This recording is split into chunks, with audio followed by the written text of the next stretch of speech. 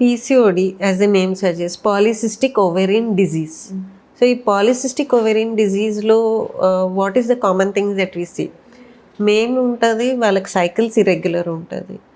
Second, వాళ్ళకి స్కాన్లో మనం చూసేటప్పుడు అండాశయంలో ఎక్కువ నెంబర్ ఆఫ్ సిస్టిక్ స్ట్రక్చర్స్ కనిపిస్తాయి.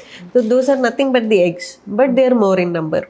Okay, so more then 20 in each egg, that is refer to as PCOM. Polycystic ovarian morphology. And the third thing is వాళ్ళకి excessive hair growth రావడం. Hair growth ఎందుకు వస్తుంది అయితే వాళ్ళకి టెస్టోస్టెరాన్ అనేది hormone కొంచెం ఇంబ్యాలెన్స్లో ఉంటుంది. సో దే హ్యావ్ ఇంబ్యాలెన్స్లో ఉంటుంది. So they have unwanted hair growth. ఇప్పుడు అప్పర్ లిప్స్లో ఉండొచ్చు, చిన్లో ఉండొచ్చు, లేకపోతే అబ్డమన్లో, థైస్లో, అలాంటి వాళ్ళకి ఎక్సెసివ్ హెయిర్ గ్రోత్ అవుతుంది. So that is called hirsutism. So ఇవి 3 ఫీచర్స్ ఉన్నప్పుడు జనరల్గా మనం ఒక డయాగ్నోసిస్ ఆఫ్ PCOD అని చెప్తాం.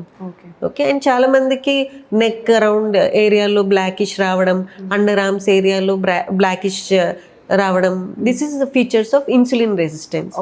ఓకేనా? So PCOD and insulin resistance go hand in hand, they are seen together. So ఈ PCOD ప్రాబ్లంలో జనరల్గా ఏమవుతుంది, ప్రాపర్ ఎగ్ డెవలప్మెంట్ రాదు.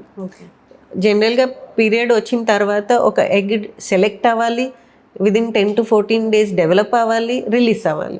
So this process does not happen. ఎందుకైతే హార్మోన్ మైలు అంతా డిస్టర్బ్ ఉంటుంది వాళ్ళకి. ఒక్క ఎగ్ డెవలప్మెంట్కి ప్రాబ్లం అవుతుంది. So how we can tackle this? So first and foremost, ఇప్పుడు అడాలసెంట్ ఏజ్ గ్రూప్లో వచ్చినా we can give them life style changes. వాళ్ళకి ప్రాపర్గా కౌన్సిలింగ్ చేయాలి. What kind of diet they should eat, how they should exercise, how they should make themselves active, అవన్నీ suggestions ఇవ్వాలి. Adolescent age గ్రూప్లో unless the symptoms are very severe, జనరల్గా medicines అవసరం లేదు.